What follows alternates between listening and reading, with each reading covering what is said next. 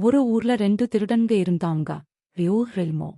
ஒரு நாள் தோட்டத்துல திருடிட்டு இருக்குடப்போ அந்த தோட்டத்தோட முதலாளி அங்க வந்துட்டு இருக்குறத பார்க்குறாங்க. இவனுங்க பழங்களை திருடுதத அந்த முதலாளியும் பார்த்துட்டு அவங்கள துரத்துறாரு.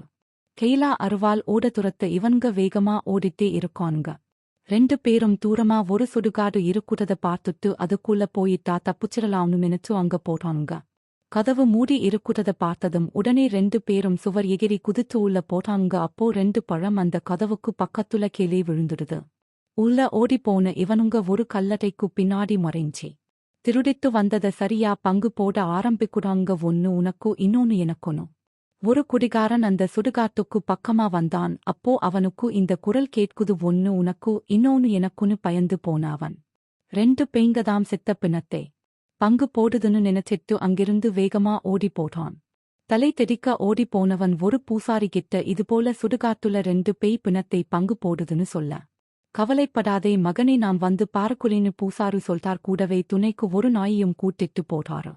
இப்போ 3 பேரும் சுடுகாட்டுல வந்து அங்க இருக்குற கதவுக்கோ பக்கத்துல நிற்குறாங்க. கூட வந்த நாய் தூரத்துல ஒரு பெண் நாய் இருக்குறத ஒத்து பார்க்குது. இது அந்த பூசாரியும் அந்த குடிகாரனும் கவனிக்கல. அந்த நேரத்துல திரும்பும் அந்த குரல் சத்தமா கேட்குது, ஒன்னு உனக்கு இன்னொன்னு எனக்குன்னு. பூசாரியும் அந்த குடிகாரனும் பயத்தோட நிற்க திரும்ப அதே குரல் கேட்குது. அது என்னன்னா, கதவுக்கு பக்கத்துல 2 இருக்கே, அதையும் எடுத்துக்கலாம். ஒன்னு உனக்கு இன்னொன்னு எனக்குன்னு. அதே நேரம் தூரத்துல வர பெண் நாய பார்த்து இந்த நாய் கொலையிடா. நாய் கண்ணுக்கு பேய் தெரியும்னு நினைச்சிட்டோ. அந்த சாமியாரும் குடிகாரனும் ஐயோ அம்மானு கத்திக்கிட்டே துண்ட காணோம், துணிய காணோம்னு தலை தெறிக்க வேகமா ஓடுதாங்க அங்கிருந்து.